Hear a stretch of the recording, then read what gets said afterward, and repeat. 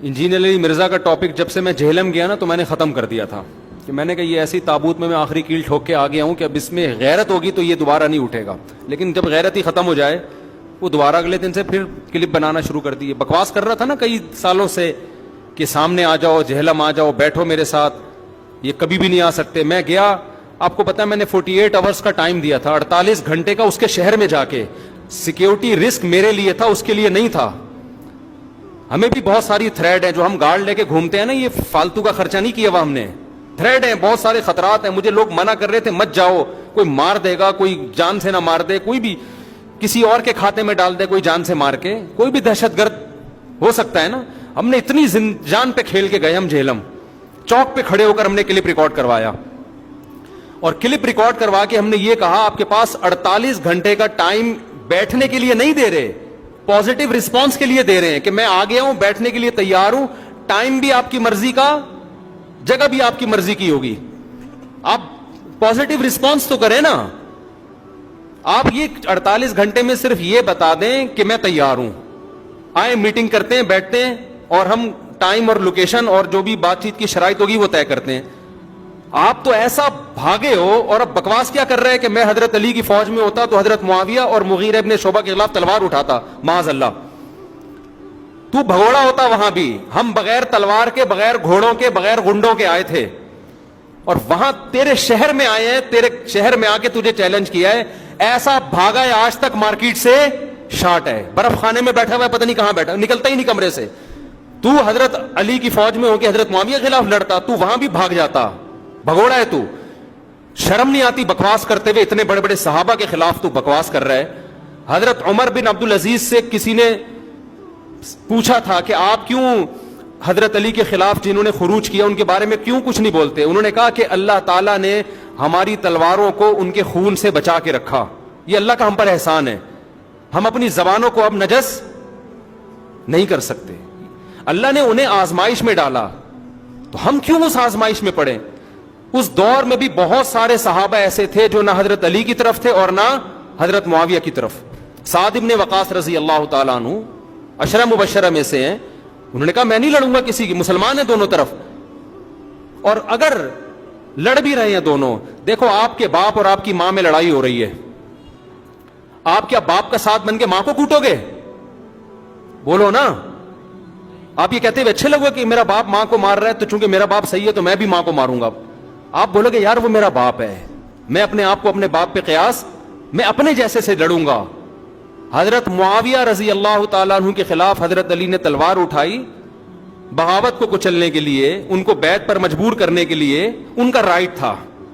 حضرت معاویہ رضی اللہ تعالیٰ عنہ کا خیال یہ تھا کہ میں باغی نہیں ہوں, ان کا اپنی رائے یہ تھی. ان کا خیال یہ تھا کہ میں حکومت پہ دباؤ ڈال رہا ہوں کہ حضرت عثمان کے قاتلوں کا قصاص لیا جائے. ہم کہتے ہیں اجتہادی غلطی تھی. غلطیوں کی دو قسمیں ہیں, ایک جان بوجھ کر انسان کو پتہ ہے غلط ہے لیکن وہ کر رہا ہے, ایک اور انسان کنفیوژن ہوتی ہے. حضرت معاویہ کے ساتھ بھی مغیرہ ابن شعبہ رضی اللہ تعالیٰ عنہ تھے. شروع میں تو حضرت عائشہ بھی ان کے ساتھ تھی جنگ جمل میں. اب آپ مجھے بتاؤ کیا جنگ جمل میں حضرت عائشہ نے جان بوجھ کر گناہ کیا تھا؟ اجتہادی خطا ہوئی تھی ان سے, انہوں نے رجوع کیا اس سے, لیکن حضرت معاویہ اسی پر قائم رہے. ان کا خیال تھا کہ میں غلط نہیں ہوں. تو اللہ نے ہمیں اس آزمائش سے بچا لیا. اور حضرت حسن کا یہ احسان اس امت مسلمہ پر کہ انہوں نے حضرت معاویہ کے حق میں خلافت سے دستبردار ہو کر اس جنگ کو کیا کر دیا, ختم کر دیا. حضرت حسن نے کہ میں تو مسلمانوں کی تلواریں آپس میں چلتا ہوا نہیں دیکھ سکتے. جو اہل بیت کا سچی مچی کا ہوگا, بکواس نہیں کرے گا, جھوٹ نہیں بولے گا کہ میں اہل بیت اہل بیت. کچھ لوگ بکواس کرتے ہیں, اہل بیت کا چورن بیچتے ہیں. جو حقیقی اہل بیت سے محبت کرے گا وہ حضرت حسن کے طریقے پہ چلے گا.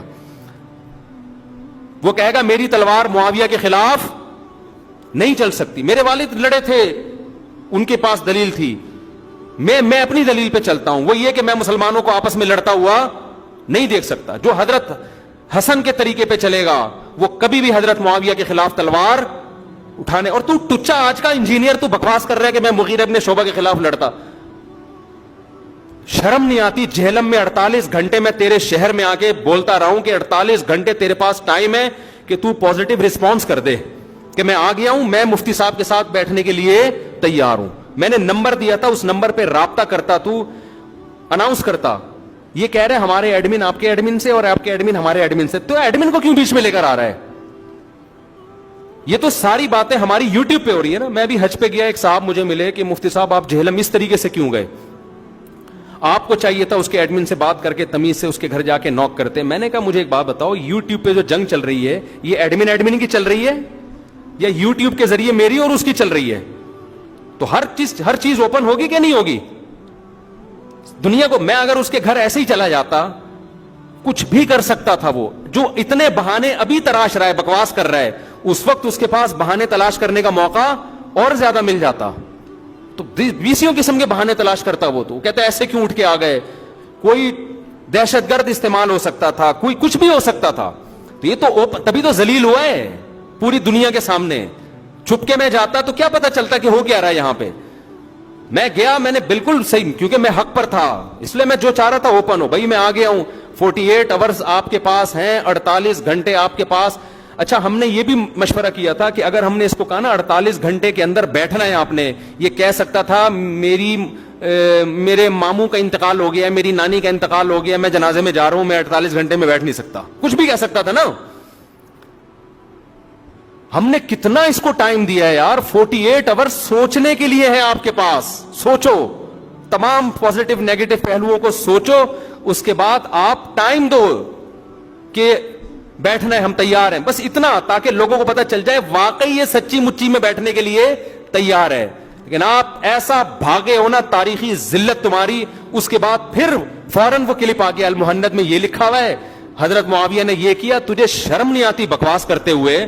اسی باتوں کے لیے تو میں تیرے پاس آیا تھا. میرے سامنے بتاتی ہیں حضرت معاویہ نے یہ کیا ہے, میرے سامنے بتاتا. حضرت معاویہ ممبر پہ حضرت علی کو گالیاں دلوایا کرتے تھے, معاذ اللہ. میں اس حدیث کی تیرے سامنے حقیقت کھول کے میں یہی تو کرنے کے لیے آیا تھا کہ سب کا ترجمہ جب حضرت عباس کے بارے میں آتا ہے تو ترجمہ کچھ اور کرتا ہے, جب حضرت معاویہ کے لیے سب کا لفظ استعمال ہوتا ہے بدبخت تو ترجمہ بدل دیتا ہے.